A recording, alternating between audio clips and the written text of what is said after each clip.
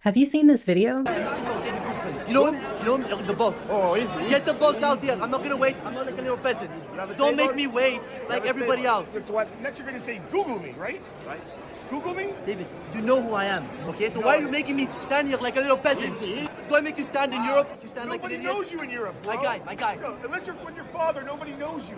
I own Europe. You own Miami, okay? You think you're a badass? You think you're a badass because you own Miami? I'm just Miami. Bro, if I don't get in this Python club in 1 minute, okay, I'm gonna call my dad. And next time you're in Europe, you're not gonna get in the club. It's gonna be at your life. Please. I don't know if it's real or if it's staged. What I do know is that's the lobby of the Fontainebleau Hotel in Miami. And I also know that this is the entrance to the Live nightclub there. I left Miami about 14 years ago, and Live was the hottest nightclub in Miami, but I could get you in with no wait. I'd like to think that I'm still connected enough to get you in today, but for me to use my power, you'd have to show me your wealth and your power. And then I'd decide if it were enough for me to use my influence. In my 30s, I worked in VIP services and luxury hospitality. Every day I was surrounded by the super wealthy.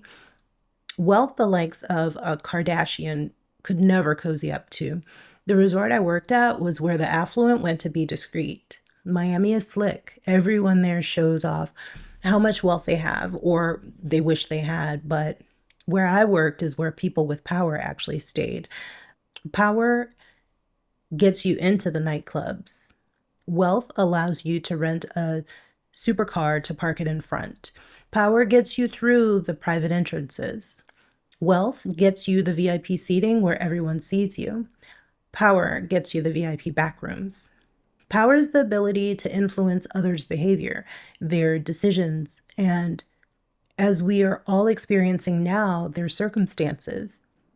It can come from authority, like a leadership role. It can come from resources like wealth or knowledge. It can also come from social dynamics, like if you're charming or well-connected, hence my power in VIP services.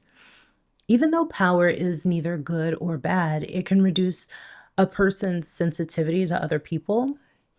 They pay less attention to others' emotions. It can lead to a disconnect from their humanity.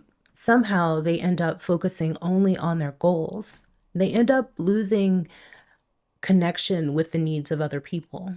And just like sugar, power isn't always evil. It's the need for it that corrupts. Just like a balanced diet allows for the occasional treat, the powerful should use their influence sparingly, as a tool, not as a drug. Elon's crash out right now, actually my daughter says it's funny when I use that phrase. Elon's crash out right now is not because he fears losing his money.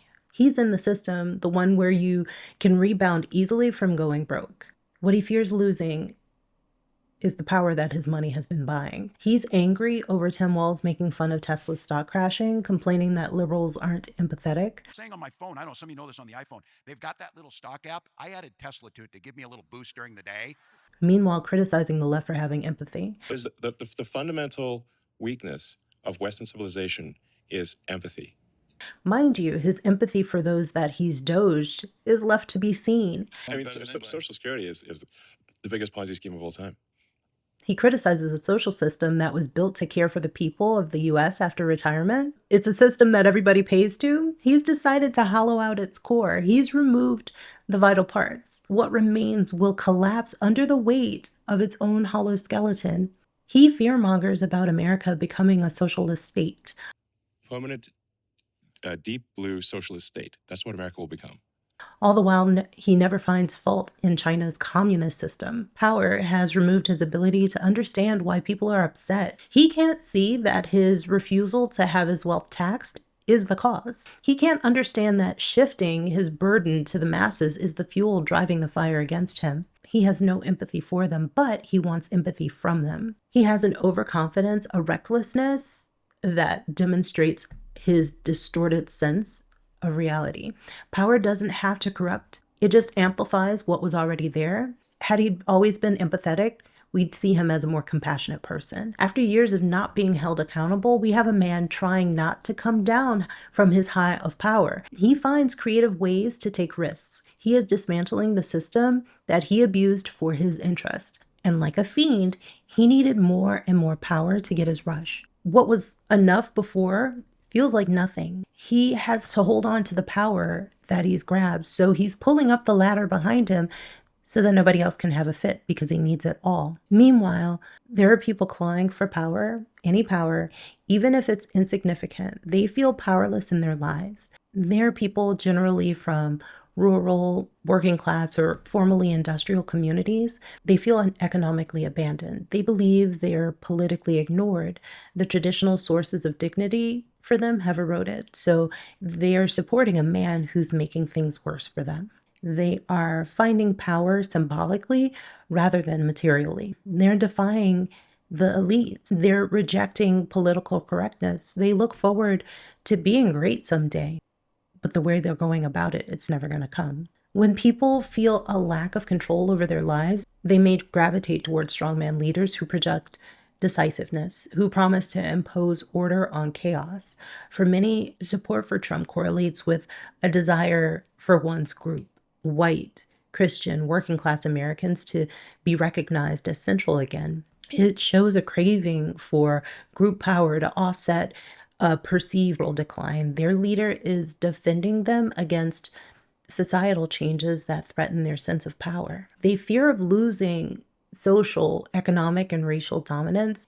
It drives their support more than their economic hardships do. Their support reflects a bitterness towards those they perceive as having usurped their power. It's less about gaining material power and more about demanding respect. Some supporters frame themselves as victims of oppression while simultaneously celebrating Trump's dominance. Trump's bond with his base relies on a myth. Loyalty to him is framed as loyalty to their own empowerment, and they're stuck in a loop. He attacks institutions, courts, elections, the media, and they see it as fighting for them. And that's even when the policies don't benefit them. They interpret his victories as wins for themselves. There can never be compromise. It's because the opponent is the enemy. Giving in to the enemy is a betrayal. The power of the Trump supporter is sustaining the conflict. Keeping us divided upholds their power. They are addicted. With the Signal controversy, I've been thinking more about how to handle these people. How do you enlighten people who have given a pass on the nation's security? People who allow compromise of their safety to uphold their power. I don't have the energy to convince them that their way of thinking is wrong. I used to ask them questions that helped them to come to the conclusion on their own. I don't have the energy to combat them either. Here's the approach that I'm planning on taking moving forward. I'm going to focus on our shared values, but first I have to figure out what those are. Someone tell me what they are in the comments. I kind of feel like they lost the plot. We need the folks who look like them to stand up for us who don't, because really, these are folks who peaked in high school. They lost all their glory and they're trying to regain it by wearing a red hat. To have someone who looks like them pointing out their hypocrisy but not engaging them in debate, that is power. It's time to rob them of every ounce of their influence so that we can take back ours. Now watch this, and I'll see you very soon. Okay, bye.